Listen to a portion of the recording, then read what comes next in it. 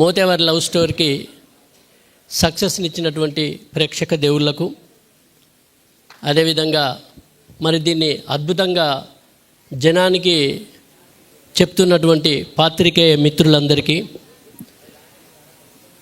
ఇక్కడికి ఈ సక్సెస్ని ఎలా చేసిరో, వీళ్ళ కష్టం ఎలా ఉందో చూడడానికి వచ్చినటువంటి మీ ప్రేక్షక దేవుళ్ళందరికీ, కళాకారులకు, కళాభిమానులు ప్రతి ఒక్కళ్ళు కూడా పేరు పేరున ధన్యవాదాలు తెలియజేస్తూ, నన్ను ఇందులో నర్సింగ్ యాదవ్ పులి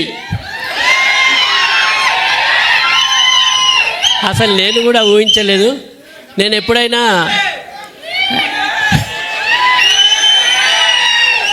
నా నుంచి నాకు నవ్వించడమే తెలుసు. ఒక ప్రోగ్రాం అయిపోయినాక కొత్త ప్రోగ్రాం ఎలా చేయాలి, ఎలా నవ్వించాలని ఉంటాను. కానీ మొట్టమొదటిసారి శివగారు నాతో ఒక విలనిజం కూడా చేయించిండు. అదొక కొత్త షేడ్, అది నేను కూడా ఊహించలేదు. ఎందుకంటే ఆ కథలోకి వెళ్తున్నప్పటి కొద్దీ ఆ క్యారెక్టర్లో వేరియేషన్స్ ఉన్నాయి. నేను కూడా ఎక్స్పెక్ట్ చేయలే.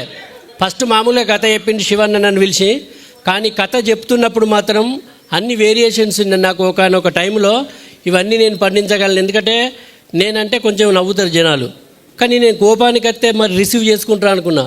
కానీ